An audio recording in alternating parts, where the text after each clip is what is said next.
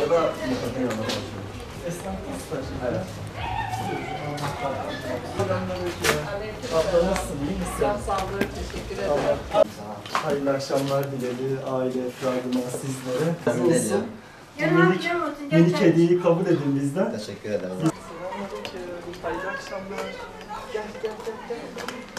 Gel bak pasta getirdim sana. Hoş. Hiç bilmiyorum.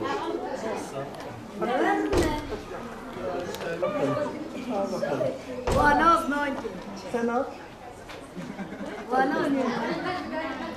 Bugün yani bu akşam malumunuz Dünya Yetimler Günü münasebetiyle bütün Türkiye'de olduğu gibi bizim Siirt Belediye Başkanımız Sayın Osman Hacı Bektaşoğlu'nun himayesinde Siirt Belediyesi olarak biz Hamiyet Merkezi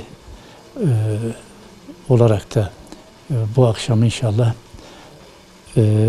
75 aile ve 495 çocuğumuza ulaşmış olacağız.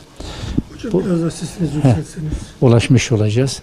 Burada amaç şu, malumunuz bizim inancımızda, kültürümüzde, örf, adet, gelenek, göreneklerimizde her zaman var olduğu gibi yine var olacak olan yetimlerimize, öksüzlerimize, ihtiyaç sahibi insanlarımıza ve ötekileştirilmiş insanlarımıza biz hep sahip çıkıyoruz. Çünkü onlar bizim kendi çocuklarımız, kendi ailelerimiz ve birlikte yaşadığımız kardeşlerimizdir. İşte bu akşam da o doğrultuda yine inşallah biz ailelerimize ulaşacağız, çocuklarımızı sevindireceğiz, onlarla bir arada olacağız. Onların gününü kutlayacağız ama isim zikretmeden, ama onları yeni acılarını hissettirmeden, çünkü onlar bizim yetimlerimiz. Biz onlarla yaşadıkça mutlu oluyoruz. Biz onları gördükçe müreffeh oluyoruz.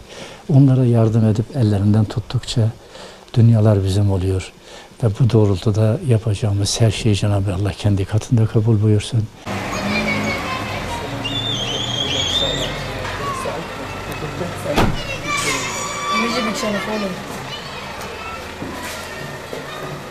Zeyno muydu? Zeyno nasılsın?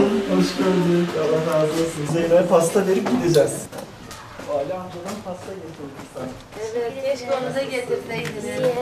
Nasılsın? Merhaba, hoş geldiniz. Abla nasılsınız? İyi, sağ olasın, hoş geldiniz. Sayın Valimizin çok selamı var. Evet, Hayırlı çok selam. Ramazanlar diliyor. Hayırlı Sağ akşamlar olasın. diliyor. Siz de selamlarımızı söyleyin Pasta onlara. getirdik kabul ederseniz. Evet, Vali Bey seni evimize davet ediyoruz. Seni evimize istiyoruz Sayın Vali. Seni çok seviyoruz, seni bekliyoruz. Ramazan'ın 15. günü vesilesiyle İslam İşbirliği Teşkilatımızın almış olduğu karar doğrultusunda her yıl Ramazan'ın 15. günü Dünya Yetimler Günü olarak kutlanmakta. Bizler de bu vesile olarak Siirt Belediyesi Kültür ve Sosyal İşler Müdürlüğü bünyesinde kurulan Hamiyet Merkezimiz tarafından bugün 75 hanemizi, yaklaşık 495 kardeşimizi ziyaret etmek istedik. Yeryüzünün kutlu emanetlerinin yalnız olmadığını hissettirmek amacıyla, yanlarında her zaman, her an olduğumuzu göstermek amacıyla bugün de yollara revan olduk. Kapılarımızı tek tek çaldık. Sayın Valimiz Osman Hacı Bektaşoğlu Beyefendinin selamlarını kendilerine ilettik.